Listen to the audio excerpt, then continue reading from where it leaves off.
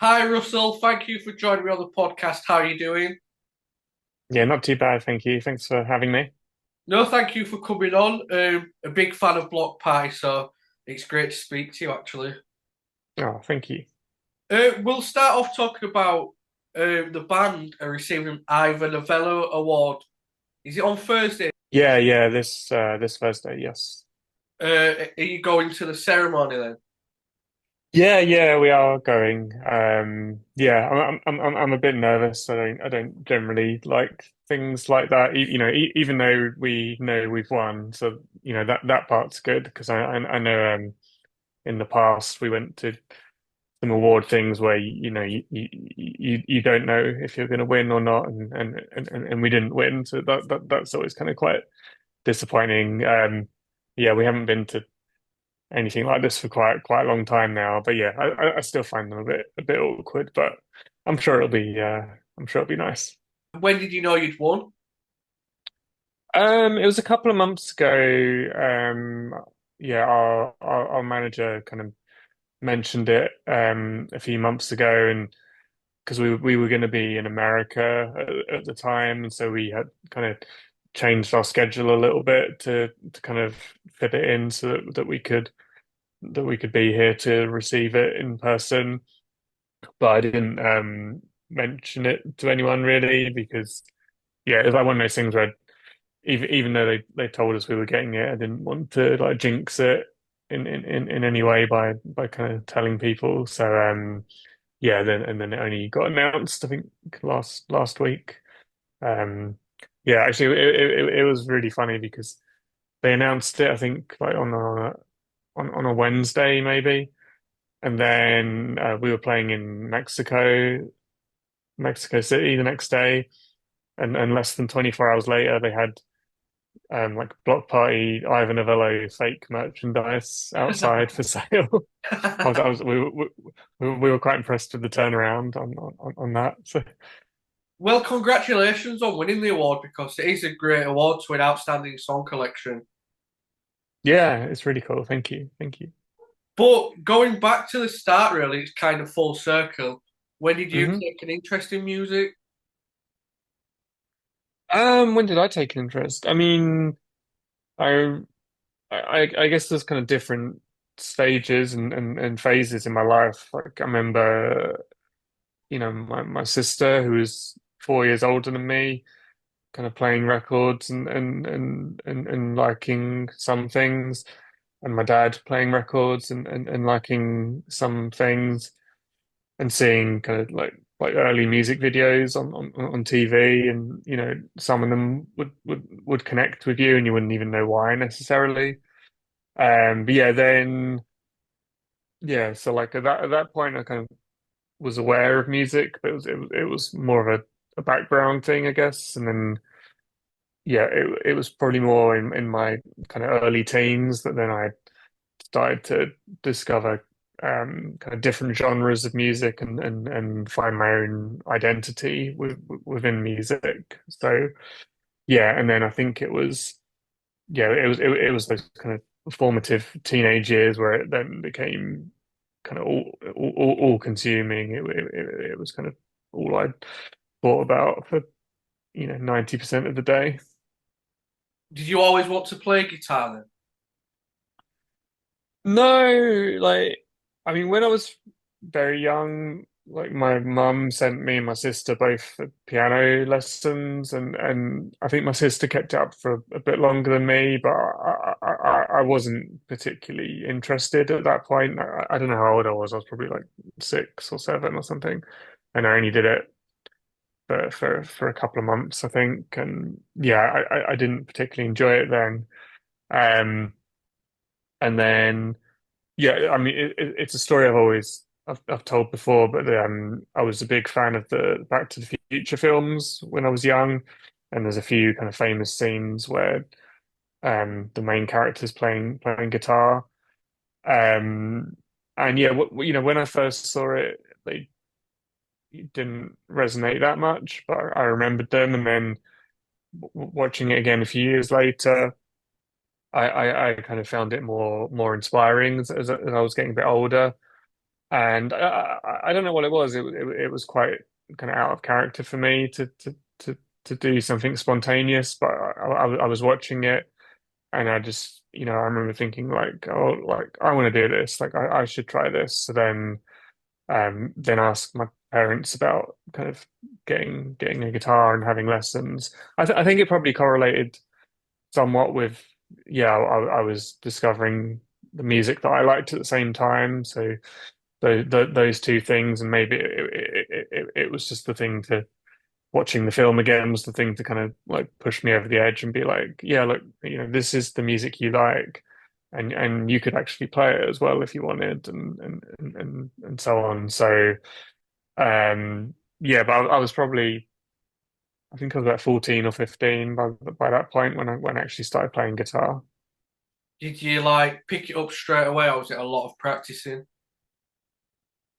Um, Both. Like I learned quite quickly, but I became like obsessed with it. So um, as soon as I kind of had my own guitar, I would play it for like 4 or 5 hours a day. Like as soon as I got home from school, all I'd do is just sit in my room for hours and hours and hours and play my guitar. So yeah, I did it a lot, but because I was doing it so much, I think I kind of learned quite quickly, and I suppose I also had like something of a natural aptitude to it. Like um, I've always had quite a mathematical mind, and that aspect of it, kind of like working out the time signatures and the notes and things. I think that came to me quite naturally. So yeah, that was probably another thing that meant I picked it up quite quickly, perhaps more than above average.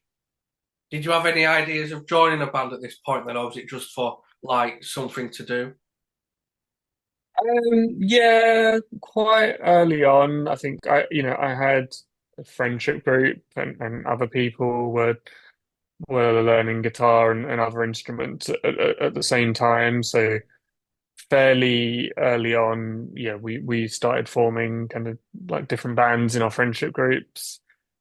And I don't think I wasn't really looking beyond that of like, oh, this is what I want to do for the rest of my life initially. But um yeah, we were doing it for fun at first, just kind of playing songs of the bands we were listening to. But then I had a couple of close friends, and quite early on, we decided that actually like we want to make our own songs as well, rather than just be playing other people's songs. Because yeah, a lot of our friends were kind of like content playing other songs. So then we were kind of struggling to find people that actually wanted to take it a step beyond that and be creative with it as well.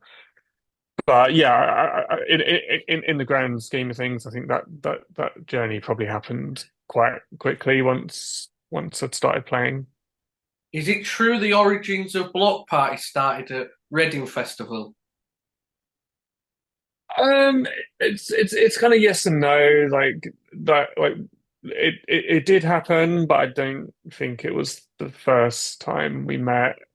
At this point, I think we actually spoke about this, Kelly and I, the other day, funnily. But and I don't, neither of us can quite remember now what the actual chronological order of things was. I think we met before Reading. Um, I think we met at a house party and kind of like had a jam together on some guitars that were there.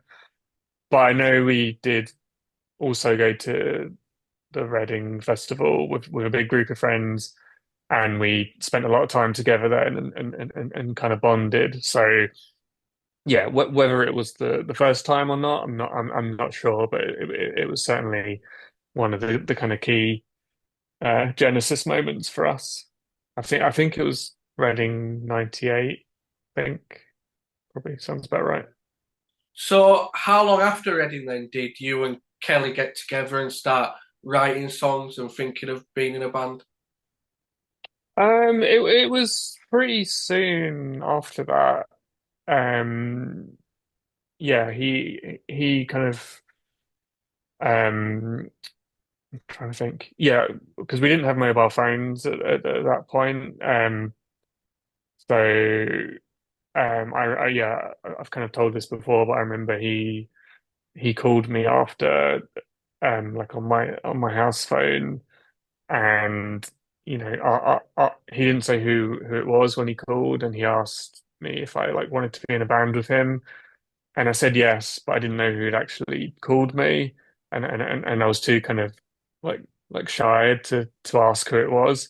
So I'd agreed to be in a band with him, but I didn't know who I'd agreed to be in a band with. So I had to kind of do some detective work and figure out who it was. But yeah, I did obviously eventually.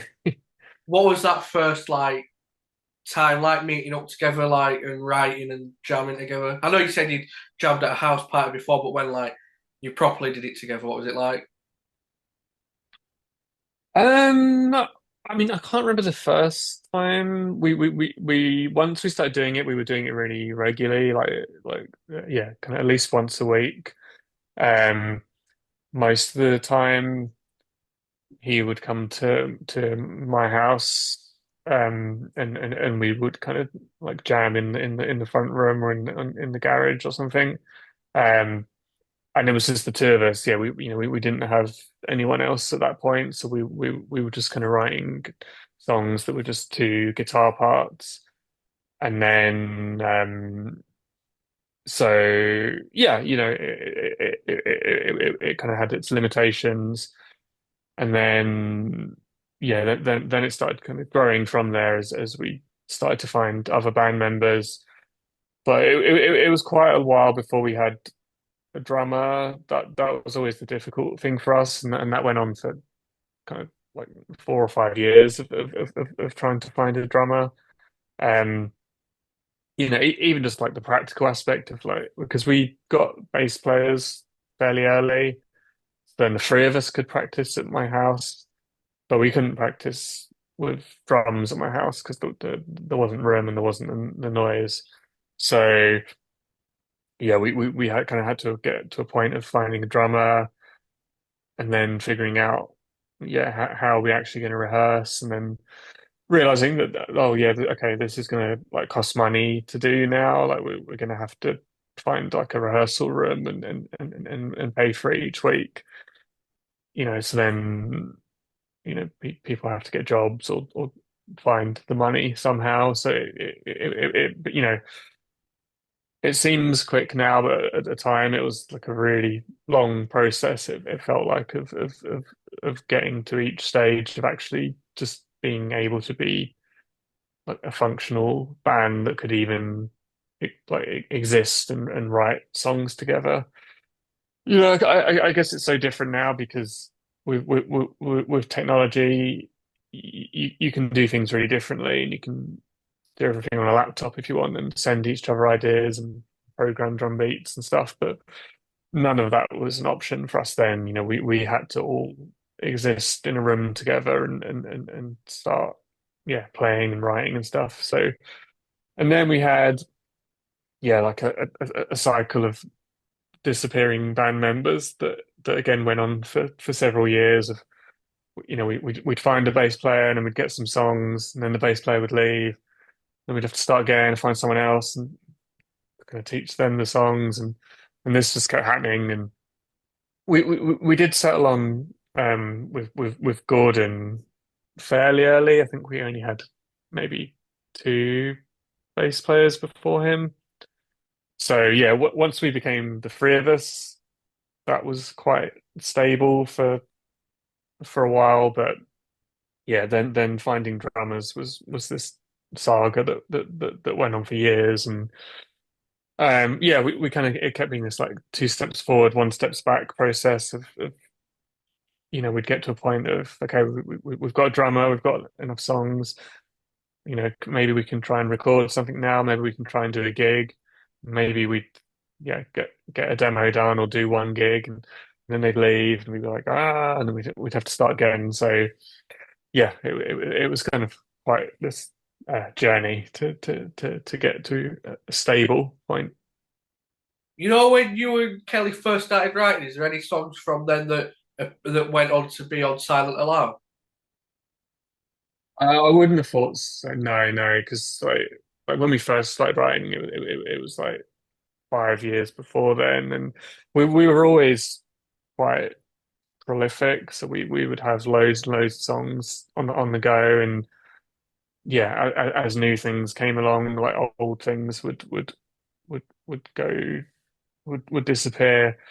So um yeah, I think and a lot of them were just guitars, like they didn't have drums or anything. They were just guitars. I mean, I'm trying to think.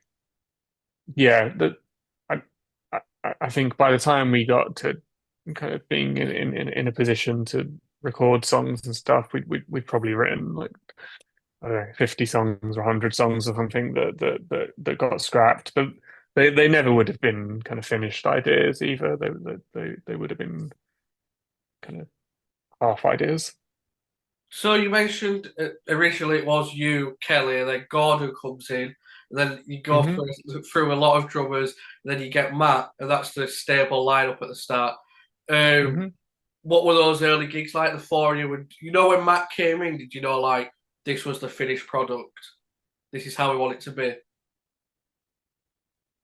Um, I'm not sure. Like, I guess because we'd got because we've been through so many drummers, I guess we probably had kind of like trust issues to some degree. Like, nothing against Matt properly, nothing against Matt personally, but yeah, because it had happened so many times.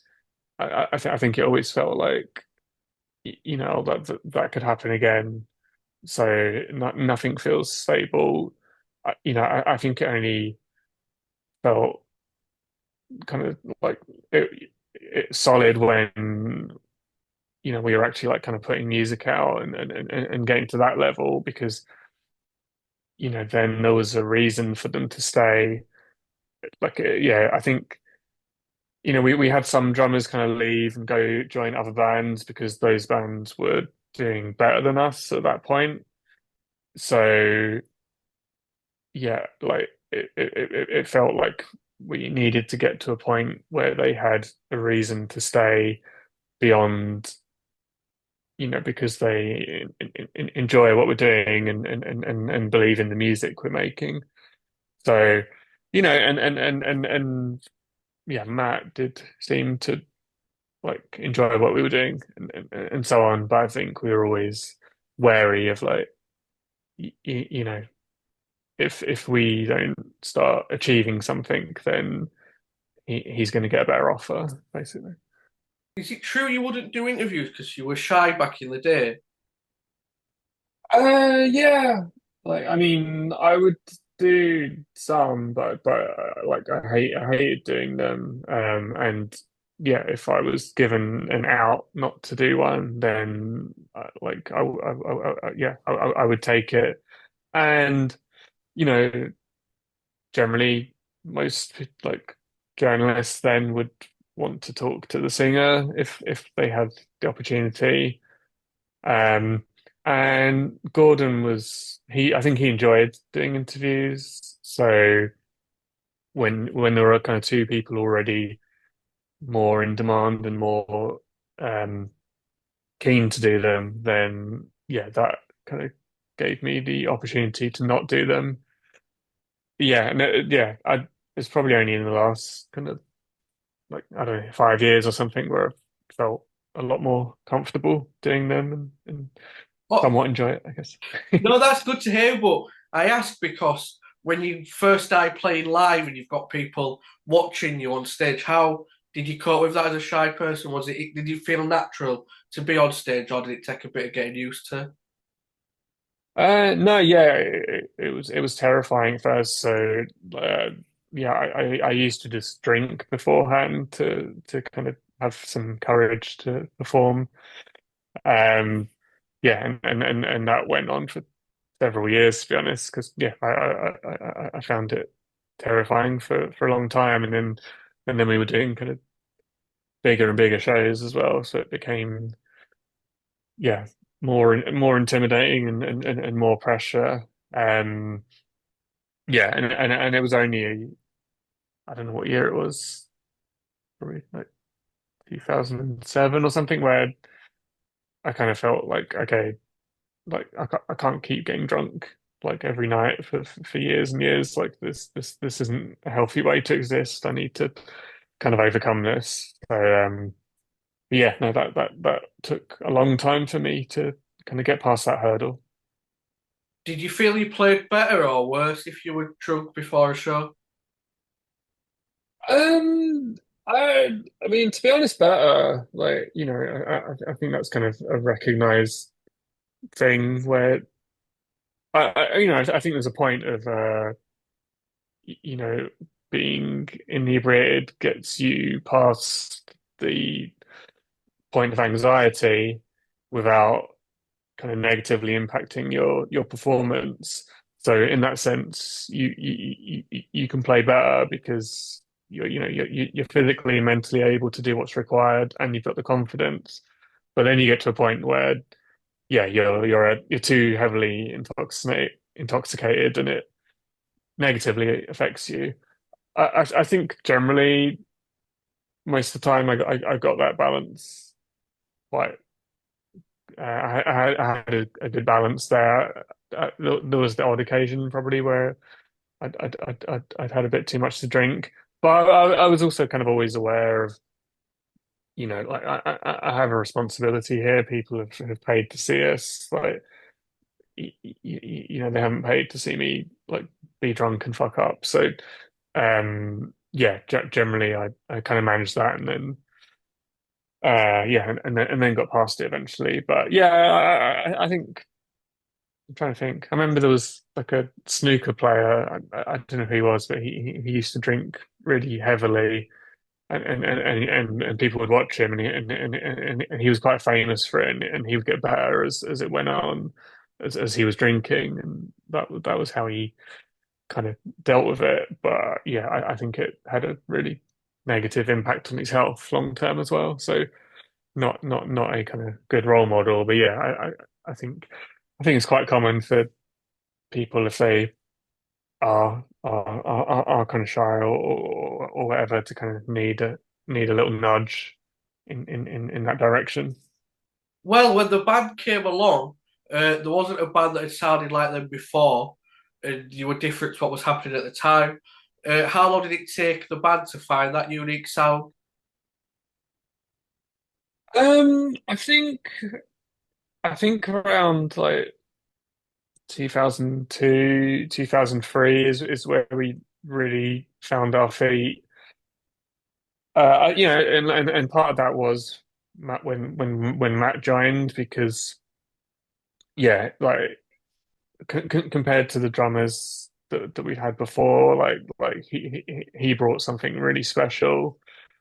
And at the same time, I think we were at that point in our lives where we were kind of like going out to clubs and stuff and started incorporating like those elements into our music of kind of music that you can dance to and has kind of electronic hints to it.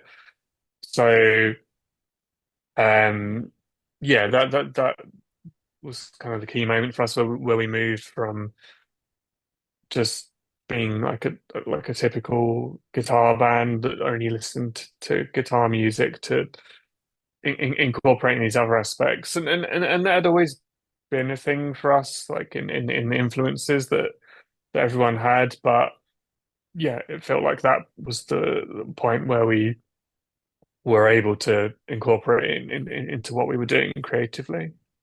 When did you notice there was a buzz happening around the band? I guess it was when we started doing gigs and the like there were people there and they were responding because we spent a period doing gigs where there was no one there, like, or we would kind of coerce our friends into coming, and that would be it. And then they kind of got tired of coming to our gigs, and there'd be no one there. But then we started doing gigs where there were people we didn't know there, and they were responding to what we were doing, so that was kind of it. Like when, like people were getting excited or dancing to our music, and they didn't know who we were. It was just organic that they actually liked what we were doing. So that kind of felt like it was the start of something, and then yeah, and back with what I said before about the clubs and stuff, then we kind of realized that that was a better environment for us as well, kind of like performing at nights where people were going to dance as well. Because when you played at like a I don't know, like a pub in Camden at kind of 7:30 in the evening, like you had a certain demographic. Whereas if you could play like a club night in Dalston at midnight or something, you had a completely different audience, and they were kind of up for it, and they wanted to hear new music, and they wanted to have a good time. So that kind of felt like, yeah, this is the path we need to go down, and it's working. It's well known that Kelly used to take well, he took She's Hearing Voices to the singer Franz Ferdinand, Alex, and Steve Lamacq also got a copy of it. And from that, you supported Franz Ferdinand, and you did like a live show with Steve Lamacq. What other things would you do to get the band's name out there? I know we kind of got like hundreds of copies of that CD made, and I can't remember how it came about, but we befriended someone who worked either with or for this label called Fierce Panda at the time, and they were like a really small independent label, and they were kind of famous for releasing kind of like early 7 inches of bands that kind of then went on to do things. And they weren't ready to put our song out, but they were kind of happy to help us.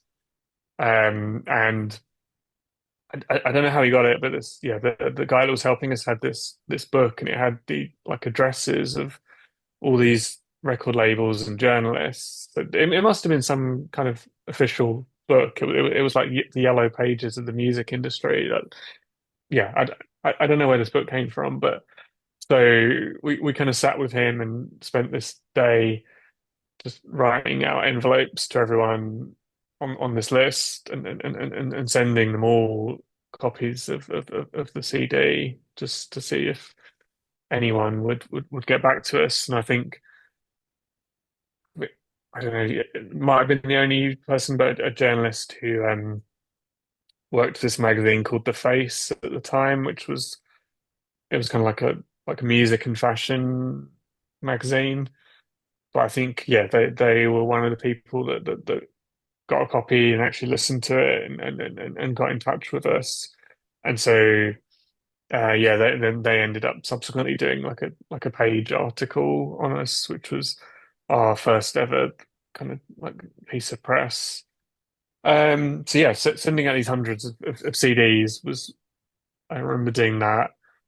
And yeah, otherwise it was just kind of like trying to do as many gigs as possible, and get spotted that way, because that was one of the big ways of getting noticed at that point in time was we were fortunate that we lived near or in London, and the music industry was very London orientated. So yeah, we were able to kind of pester people, and try and get gigs as much as possible, and keep playing, and kind of hopefully get noticed by people that way as well. Well, it's 20 years since Silent Alarm. How Hmm. important is that album to you? Because obviously it changed your life, really, didn't it? Yeah, yeah. It's yeah, it was it was massively important. It kind of yeah, things kind of snowballed rapidly from that point onwards. From the kind of singles like prior to that album coming out, and then that album coming out, and yeah, that kind of 2004, 2005 period was kind of where things went up quickly. So yeah, it was very important, and yeah, so we're kind of acknowledging that and celebrating it at the moment by kind of playing the shows that we're doing this year. Yeah, you've got quite a few shows. There's some in America as well that you start doing it there. Yeah, we did we did a couple last weekend, and then yeah, we go back next week, I think. Yeah, next week. So yeah, no, we're doing loads of stuff this year, kind of Australia and Europe and things. So yeah, it's a busy year for us, but which is good. It is a great album, and it got to number 3 in the UK charts. NME gave it Album of the Year. Were you not expecting it to do as well as it did? No, I don't think we had expectations. I mean, yeah, I don't know. At that point in our lives and our career, we didn't really know what to expect at all. But we signed to a like an independent label, so I think we had fairly modest expectations, and I think they did as well. I think they were like just as surprised as us at kind of how things escalated for us. So yeah, I don't think anyone involved was thinking that things were going to kind of blow up as quickly as they did. So I don't know. Yeah, I don't know. I can't imagine anyone when they're doing it for the first time has like expectations of how things are going to go, because you can't really like if you're not actively involved in the music industry, or have any experience, then it's all new to you, and you don't really know how things are going to play out. It's only kind of as you go along in your career that you learn how things work, and kind of can slightly try and figure out more how things are going to go. But even then, 20 years later, you still can't predict that much. So. Well, we mentioned before that you were a shy person back then. How did you deal with the fame and that when the band took off? Um, I think I was quite fortunate in that I kind of had the best of both worlds, in that, you know, with a lot of bands, predominantly the focus is on the singer. So, whilst the band, you know, and the brand Block Party became, relatively famous, like personally, it didn't really have like a major impact on me. If we're at like a music festival, then and you go walking around, then people might recognize you, because that's your demographic. Like they're there to probably see you anyway, or they know of you. Whereas, yeah, day to day, nothing really changed in that sense, and none of us ever kind of embrace that lifestyle per se. We kind of weren't like going to clubs where like paparazzi were hanging out with kind of Oasis or whoever. That wasn't really our thing at all. So yeah, like it didn't really have much of an impact in that sense for me. Well, with Silent Alarm, what was it like writing and recording the album?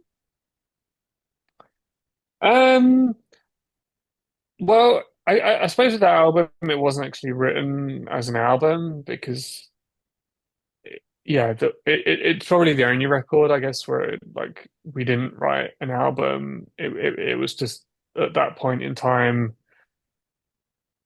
we were at the stage in our career where to make an album was the next kind of step.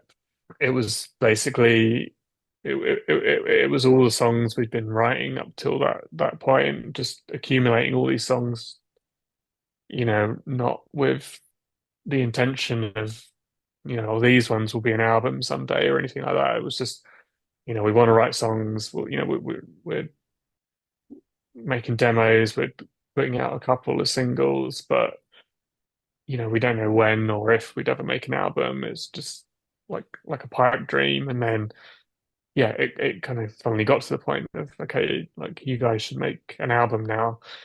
So yeah, it just became an album of the best songs that existed for us at that point in time.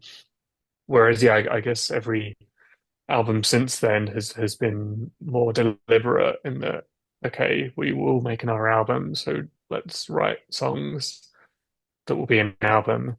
And then in terms of recording it, yeah, it was like a fun experience. We went to Copenhagen in Denmark, with Paul Epworth, who kind of found this kind of cool old studio that was affordable for us. So yeah, we kind of lived in another country for however long it was, like 4 weeks, 5 weeks. Yeah,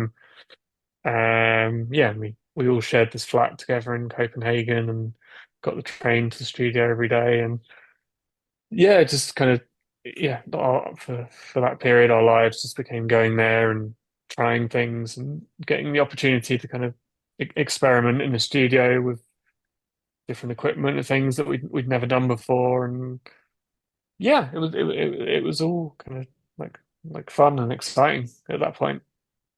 Was that your favourite time of the band, would you say? Um, I don't know, like not necessarily. I mean, I think I guess there's been different periods, and your life changes so much over the course of 20 years. So it was definitely more of a kind of fun, carefree period of my life.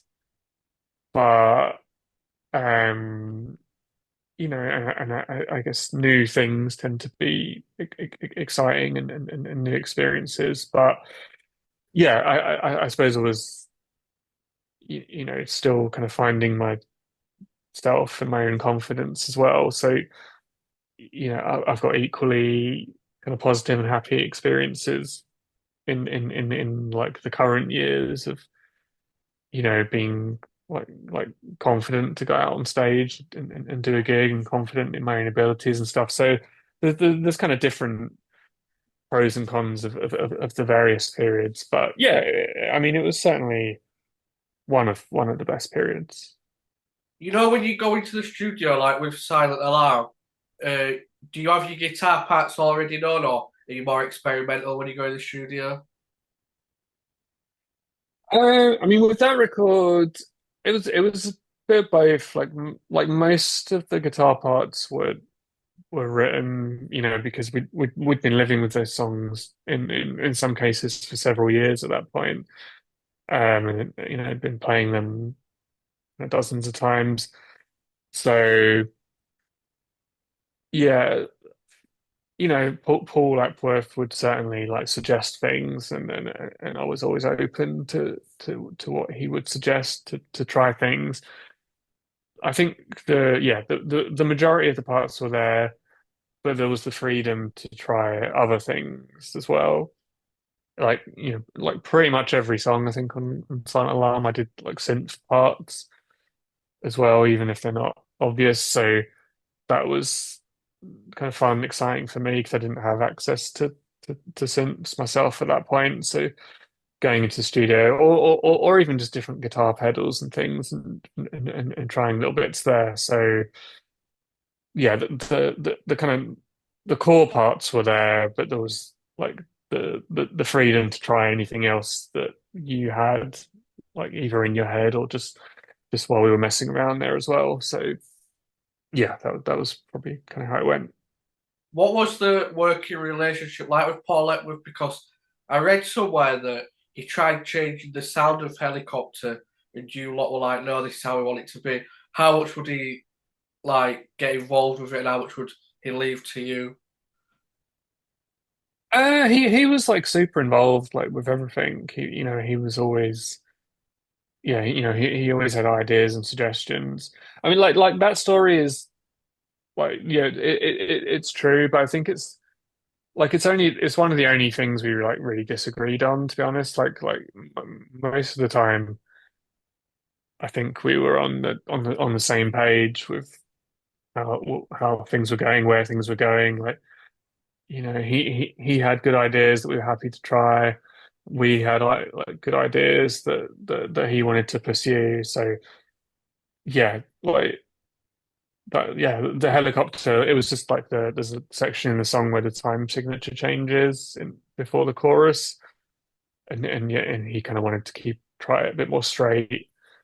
I think yeah, we did try it, but nobody liked it. So um, yeah, that was the only disagreement, and it wasn't like a fight or a falling out or anything. It was just it was just yeah, I guess he was more experienced and confident than us at that point. So he'd be quite keen to follow through whatever he was seeing, and we usually go with it, and that was probably the only time where we kind of stood our ground. But no, otherwise, yeah, I really enjoyed working with him. It was our first time really working with a producer, and so it was kind of good to have someone with the confidence and the ideas and someone that was kind of there to bring more out of us than we knew we could do. It is a fantastic album as a fan, but as a musician on the album, sometimes when you listen back to your stuff, there's things you change or whatever. Sometimes musicians say that. Is there anything you change, or are you happy with everything on it? Um, I think it's like, 20 years later, if you said like re-record the album, then I would change things because I would approach things differently now. So there would be changes on every song, but I can appreciate that it was what I wanted to do at that point in time. It's what we all wanted to do. So yeah, I wouldn't change anything in that sense. Like, it captures that moment in time. Like what I would change now isn't like relevant to that. So I think we're generally like, I mean, I can think of one exception, but generally when we put things out, everyone is happy with them at that point in time. Or maybe there's like the odd song maybe that like I wasn't happy with, but everyone else is. So when you're working with multiple people, there's going to be compromise here and there. But yeah, generally speaking, like there's nothing glaring from that album that I would change. Um, I mean, I probably put there's a song called Skeleton that people really like as a B side of ours, so probably put that on there just to make them happy. At that time, there was a lot of great standalone singles and B-sides that didn't make the album. Is it hard Mm. picking songs to put on and leave off? Yeah, well, actually, yeah. Now I think about it, because when we met Paul Epworth, we recorded two singles with him first. So we went in and did kind of Banquet as a standalone single, and and that did really well, kind of beyond everyone's expectations. So then we went back in with him and did another single, but we recorded a bunch of B-sides as well. But one of them was the track Compliments, which is the last song on the album. So that was going to be like a B-side for Little Thoughts originally. But then the way it turned out, everyone kind of thought it was kind of too good just to be a B-side. Um, but I'm trying to think what the other songs we must have done. I think Tulips was Yeah. one of them. Maybe we just did those three. Yeah, I'm not completely sure. I'd have to double check. But uh, sorry, I can't remember what the question was. I just kind of went off on that tangent. And No, then it's fine. I'm just saying, like, you had a lot of great standalone singles and B sides at that time. Like, was it hard choosing what songs go on the album and what stay off of it? yeah, yeah. So yeah, so when we did go into the Copenhagen studio, yeah, we must have recorded more songs than ended up on the album. I'm trying to think what didn't make the cut though. It's like 2 more years. I think that's one of your best songs. That one, but that That was undone afterwards. Like, all the album was already recorded when we did that. I think the album was already out by yeah, the time that we came did out in that. And October, didn't it? That one later on in the year. yeah, yeah. I think after the album kind of came out and did really well, everyone was keen for us to put something else new out kind of quickly. So yeah, I remember we went in. Yeah, we because we just played Glastonbury actually, and then we went to the studio. So it must have been like July, and we went and did 2 more years and another song, Hero. Yeah, that's a So good song. yeah, those two songs were kind of after. But yeah, yeah, maybe there weren't many extra songs at that point. Then when we did Silent Alarm, so actually, I think what happened was the album was only going to be like 12 songs. Um, how many songs are there on the album? I think it's 14. Yeah, I think I so. can't Yeah, remember now. It's either 13 or 14, and basically in the end, nothing got left off in that case because yeah, everyone kind of thought, oh, this one really needs to be on, or this one needs to be on, and we can agree. And so the compromise was like, okay, they'll all be on there. It's a 14 song album, 13 or 14, whatever it is. So, yeah, in that case, there wasn't really that decision to be made because everything got included. I think it's been in the later years, well, yeah, pretty much every album after where there's been more songs. So yeah, then we've had to kind of like have a cull and kind of yeah decide which songs don't make the cut. But yeah, with Silent Alarm, as far as I can remember, everything made the cut except for Tulips, which was already a B-side for the Little Thoughts single. Um, yeah, there's a couple like Skeleton and Storm and Stress are two other B-sides, but I don't think we recorded them with Paul Epworth in that session. I'm not 100% sure, to be honest. I might be misremembering. It's t 20 years ago. I feel like we recorded them separately after, but oh, there was another one, Always New Depths, actually. Maybe. Yeah, I don't know, because we did like 4 sessions with Paul altogether, so I can't entirely remember which was which, but I'm pretty sure everything we did on the Silent Alarm session made the album. So yeah, yeah. Well, like I said, there's a lot of great stuff you did produce back then as well. But I was watching a video. You mentioned Glastonbury that year.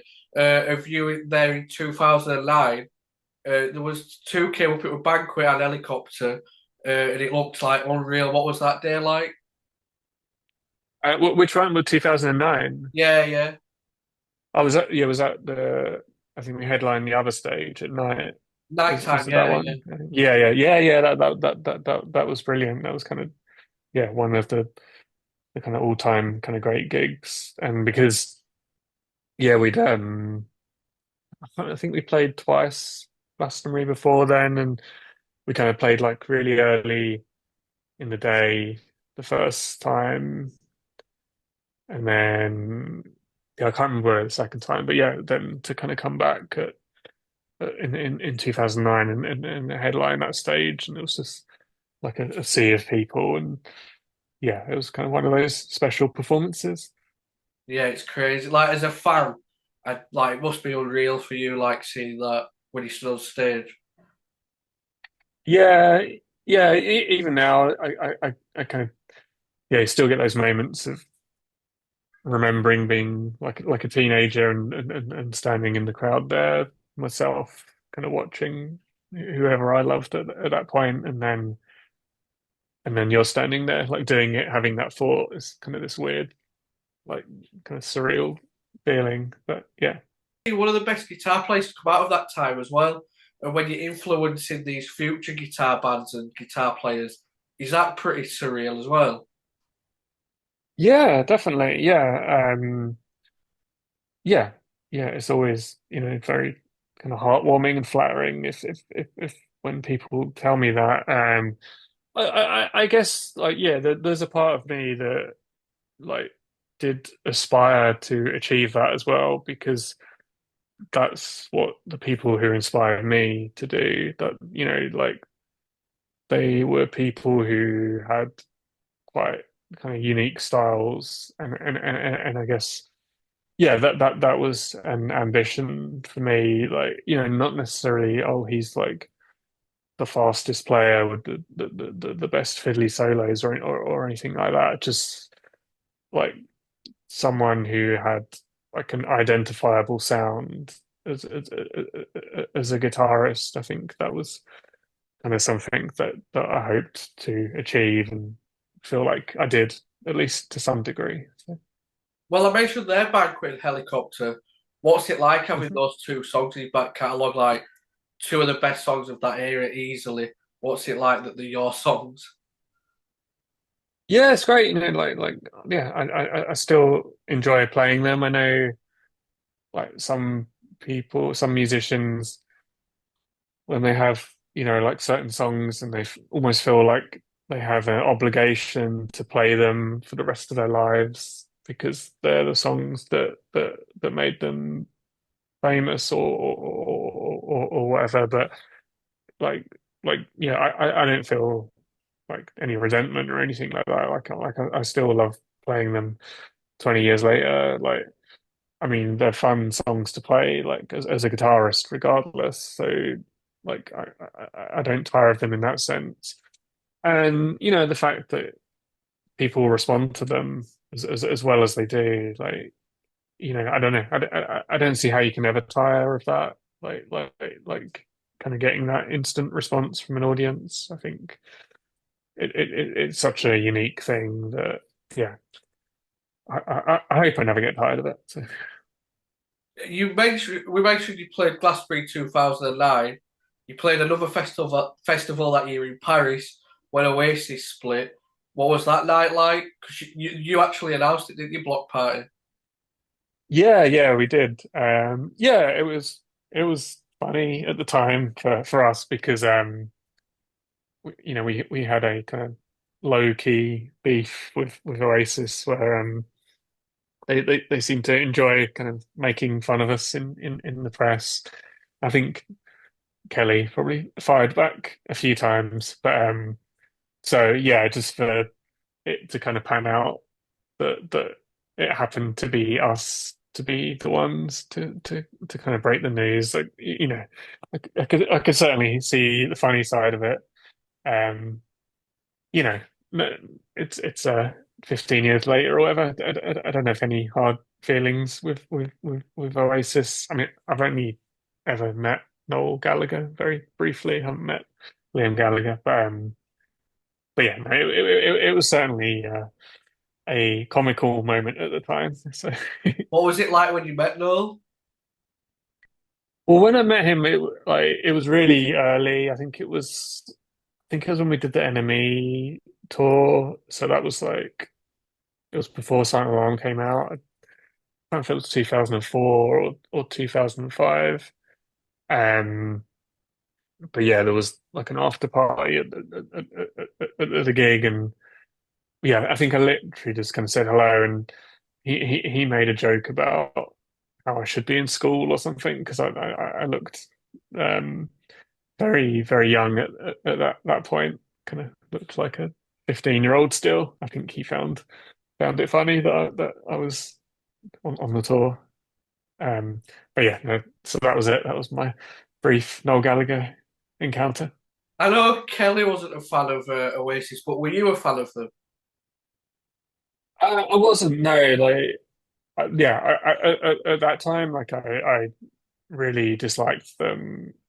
Um, Kind of like the music didn't do anything for me personally. And kind of what they represented at that point didn't appeal to me at all. It was, because music culture was quite tribal then, and they were kind of like the enemy almost. It felt like so. Yeah, at that point in time, I didn't like them at all. Tw like 20 years, 25 years later, whatever, I can look at things differently and appreciate their music. Well, like some of it, I'm never going to choose to listen to it. It's just it doesn't like tick the boxes for what interests me musically, but I can understand why they were popular, Do are you know? popular. So you know, like, did you get tickets? I guess you did get tickets for it then. I didn't know.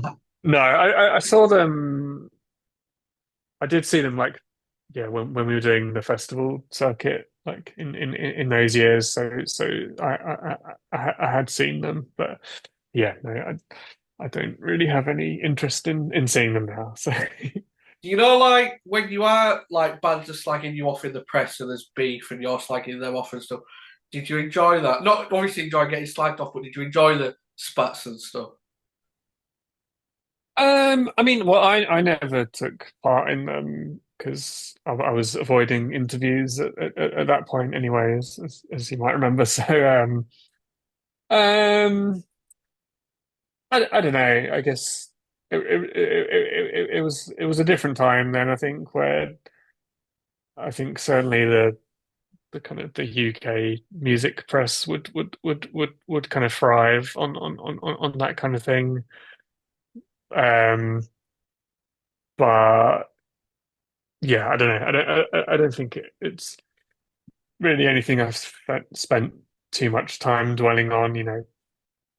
If I wouldn't take it to heart if someone was slagging us off, especially because it was always people that I didn't like the music of anyway.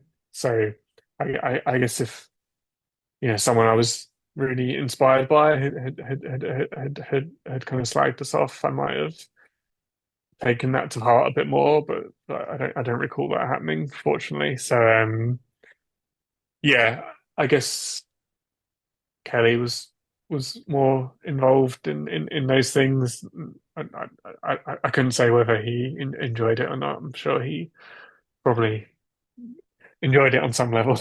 I was gonna say, like, in his interviews and stuff, he's very back then especially, he's very opinionated and dry humor and stuff. Is that what he's like in the band?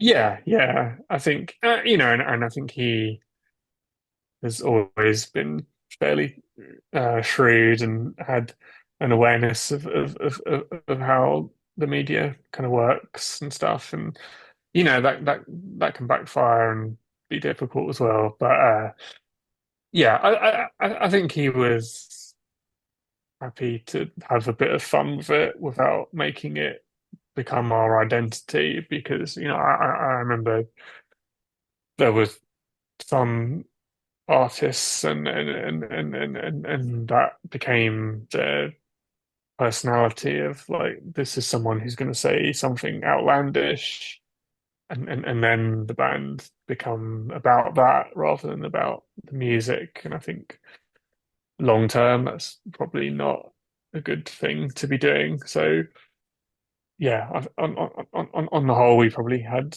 a, a kind of a good balance of that. You mentioned you went on tour at the NME tour with some of the bands of the time.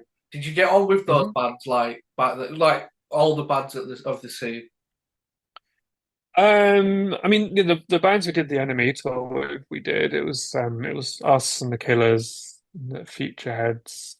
and the Kaiser Chiefs, and the Killers were kind of already blowing up then. The rest of us were all kind of new young bands, so I think we kind of like bonded in that sense, and were sharing dressing rooms and so on. So yeah, like that was a fun tour, and and I'll still be friendly with them when we cross paths 20 years later. But yeah, outside of that, I think we never really felt like we were part of a scene or anything. I think Mm. when we did hang out with other musicians, it tended to be because we were on tour together. Um, and where possible, we would generally try and tour with bands that we liked the music of. So yeah, I guess you're naturally gonna um connect more in that sense. But yeah, it wasn't like we were. Well, yeah, I can't speak for everyone, but I don't think we typically spent a lot of time outside of touring, kind of like socializing with the other musicians of the era.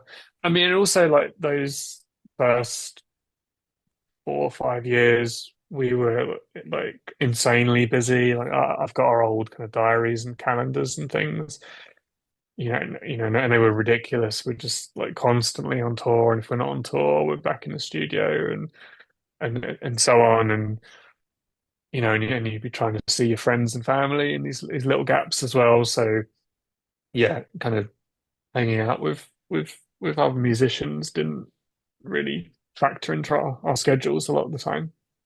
Well, after the success of Silent Alarm, was it always a conscious decision to go away from that sound with a weekend in the city? Yeah, I think, and it's been a conscious decision pretty much every album that we've done since to do something, different, like, not necessarily the complete opposite, but kind of to do something different in some way because, that's part of why we started doing it in the first place. That's why we connected as people and musicians because we were excited about doing new things and trying new ideas and making new sounds and so on. So it was never about kind of, oh yeah, this album did well and people like this, so let's write some more songs like that. Yeah, it was always kind of like, we have to have at least some degree of creative fulfillment to be doing something we haven't done before. Otherwise, I think otherwise it quickly becomes a job, and it's a great job and it is a job. I realize that. But when you're doing it for someone else, then that's when you kind of start to resent it because, people don't like doing a job for someone else. So, we still wanted to do it for us as well, for what was kind of exciting us. And I think also we've always, even with the changing lineups over the year, we've always had very different musical tastes. So even though the four of us came together and made like an album that sounded like that, then in the time that's passed, everyone's been listening to their own different things. So whatever we were going to do was always going to be different because everyone's continuing to bring in those new influences. So yeah, I think that's always just been the natural path, and yeah, I guess that's like always been the root of Block Party. That's always been kind of the like the core of Block Party is to always be evolving. Well, like you just mentioned there, like you're always evolving and a different. You don't want this album to be the same as the last one and stuff. What is your favourite Block Party album, or what album are you happiest with?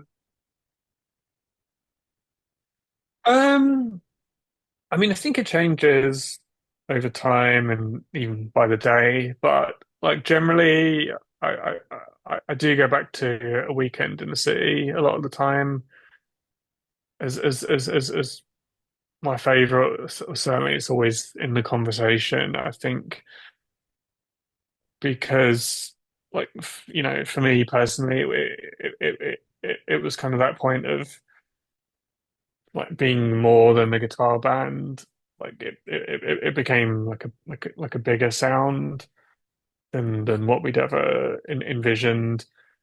And yeah, I don't know. I was actually thinking about it the other day of because Jack Knifley, who produced that album, and I really liked like what he did and how he kind of like changed everything that we did. Like he made everything more than what it was. Like it was never like let's just record the song. It was always kind of like taking it somewhere else. And yeah, I don't know. As a musician, I really like someone that does that because like I'm kind of like quietly confident to a point in like what I'm doing is good and I know what I want it to be.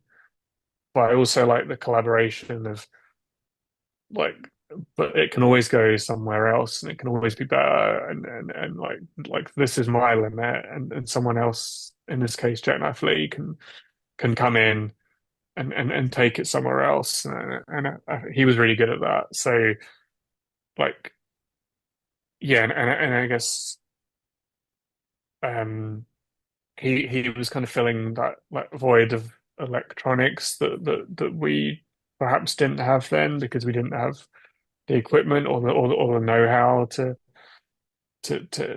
kind of take things to that level. So, but it was always something like certainly I was interested in. Like like I loved loads of kind of electronic dance music and things, but I only played guitar. So being able to kind of move my guitar into that world, but it's still to be a guitar band. I felt like that album kind of nailed that of like it still sounds like a band, but it was a band doing kind of lots of exciting things.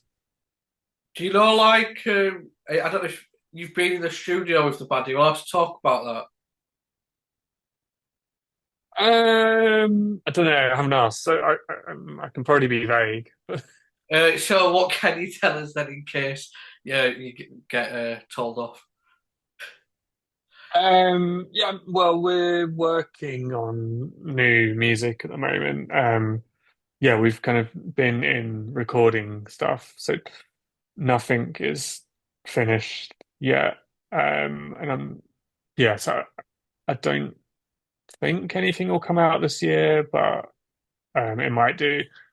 Yeah, obviously, we're about to go on tour now, so yeah, we're not going to be able to kind of look at stuff again until we finished this touring.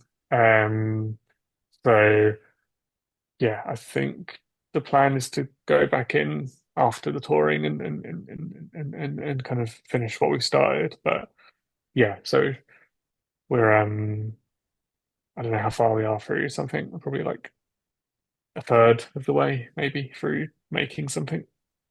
What sound have you gone with this? Obviously, like you adapt every album. I'm guessing you've adapted with this one as well.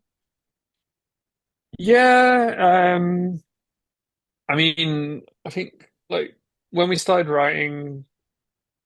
doing writing sessions, like I can't remember when it was earlier this year or late last year, Kelly had this kind of premise of disco heartbreak as a kind of theme. So I don't know what that means, but like as a sound, I guess you can interpret it how you like. So um but yeah, I feel like it's probably fairly apt to what we've done so far. You mentioned you're going on tour as well. You've got Hmm. America and a few shows in Europe and stuff. Are you looking forward to these shows? Yeah, yeah, definitely. Yeah, we did the first two shows last weekend, and that was great. And then, yeah, this is like our first headline American tour for I don't know 5 or 6 years, I think. So yeah, it'll be good to do that. And yeah, no, we're kind of going everywhere and doing lots. So yes, very much looking forward to it.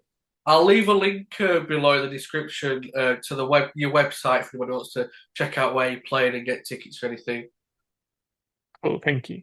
But also, did America always what's the word? Like, were you always welcomed in America? Were they always fans of you? Um, yeah, I mean, I think it was a combination of they did embrace us kind of early on, but we went there a lot as well. So we did kind of work at kind of like earning their love, I guess. Yeah, we went there in kind of 2004, I think, like before much was happening for us, and did a few shows, and then we were going back kind of every like 3 months or something to do either a tour or just a handful of shows here and there. And we kept going back, and yeah, I think like our manager at the time kind of said like that American audiences like appreciate that, and it kind of resonates with them. And if you kind of go early and work hard, that they'll stick with you. They'll stick with you for your journey then. And yeah, that seems to have kind of played out for us. So yeah, we've always enjoyed going there and doing as much as we can. And yeah, certainly those first kind of 4 or 5 years, I think yeah, we were generally kind of doing like 3 American tours a year or something. We were doing a lot over there as kind of much as they would have us. So yeah, no, yeah, and it's nice like kind of going back there and and even just like looking into the crowd, some of the places and recognizing people that have been coming to the shows for 20 years. So Yeah, that's brilliant. Like, I guess it's great as well that with your job, obviously you love playing music and stuff, but you get to go to these different places you might not have ever gone to. yeah, definitely. Like, yeah, I'm sure I wouldn't have gone to like 99% of the places that we've been to, like as a result of this. So yeah, it's a massive perk. A lot of time you're very limited in what you get to see, but yeah, there's also lots of amazing times where you do kind of get to experience the place that you're in. So. What is your favourite gig or festival that you've played so far? I like I don't know, I don't have a favorite. Like it changes, and there's like all these kind of like key memorable moments. It's hard to pick, and I like going to different places for different reasons. Like I love going to Japan. Just like I love the country in general. Like I love Mexico that we played last weekend. Like it's kind of amazing going there. Like they're like some of the best crowds that we ever play to in Mexico. They're like so enthusiastic and passionate. So yeah, like playing there is always great. So yeah, it's hard to pick a favorite. I can kind of sit here and you can name a place, and I'll probably have an amazing memory from a place. So um, yeah, no, we're fortunate that we've had a lot of very positive experiences. Yeah, definitely. Well, I think that's a great way to finish the episode. It's been a pleasure to talk to you. Uh, Thank you. Good luck with the shows and the new music and stuff. I hope it's all works out well. Like you say, the shows are coming up. You've got some. Did you say next week?